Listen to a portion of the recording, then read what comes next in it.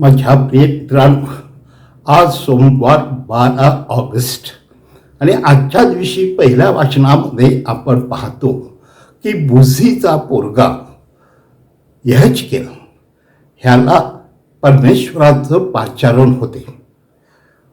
सर्वप्रथम तो बाबिलोनच्या गुलामगिरीमध्ये होता आणि 5 वर्ष तिकडे तो जीवन जगला.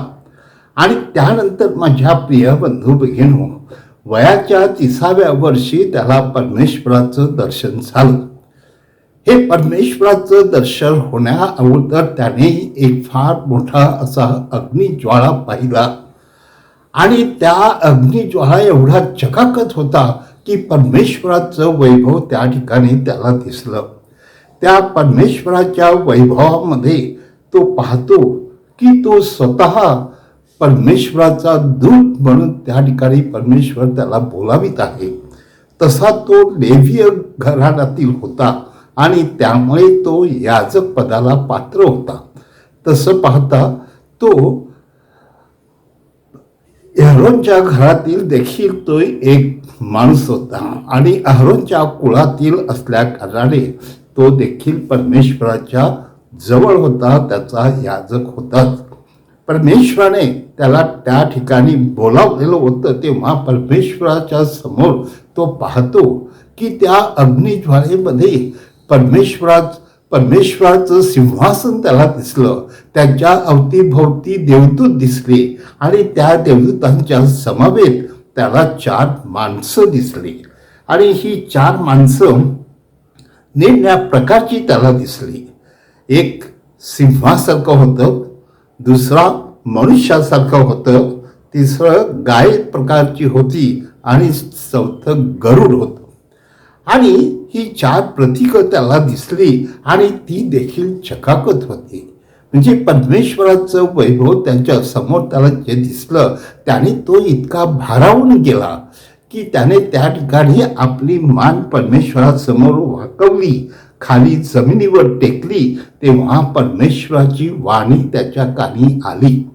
माझ्या प्रिय बंधू भगिनी, आज आपण हेच लक्षात घेऊया की जो परमेश्वरासमोर नम्र होतो आणि परमेश्वराला आपलं जीवन अर्पण करतो त्याला परमेश्वर बोलावतो. आणि विशेषतः हे पाचारण हे त्याचं मोठं भाग्य आहे. म्हणून आज परमेश्वराचे आभार मानत असताना आपण जेव्हा नव्या कलरात पाहतो ते नव्या कलरामध्ये आपल्याला येशू आणि त्याचे शिष्य विशेषतः पेत्र ह्यांच्यामधील संभाषण दिसते. तसं पाहता काही दुसरे लोक येतात आणि त्याला विचारतात पेत्राला की तुमचा गुरु हा टेम्पल टॅक्स भरतो का? आणि त्यावेळी तो सांगतो हो. परंतु ते येशूने ऐकलेलं असतं आणि येशू पेत्राला विचारतो की हा जो मंदिराचा टॅक्स आहे हा पोराने भरायचा असतो की परकीयाने भरायचा असतो? तेव्हा त्याला सांगितलं जातं, पेत्र म्हणतो की परकीयाने भरायचा असतो. तो येशू सांगतो तरी सुद्धा तू जा, एक समुद्रात गळ टाक आणि त्याला जो पहिला मासा लागेल त्याच्या तोंडात त्याचं तोंड घड आणि त्याच्या तोंडात तुला एक जो जे नाणं दिसेल ते नाणं काढ आणि ते नेऊन त्यांना दे. तुझ्यासाठी आणि माझ्यासाठी तो टॅक्स भर. आणि प्रिय बंधू भगिनींनो, त्याला पेत्राला खरोखर तो ते दर्शन अनुभवता येतं. तो जातो आणि विशेषतः माशाच्या तोंडातून तो ते नाणं काढतो आणि त्यांना देतो.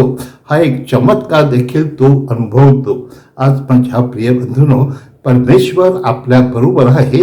आपण परमेश्वराबरोबर असले तर आपल्या ठायी देखील चमत्कार होऊ शकतो.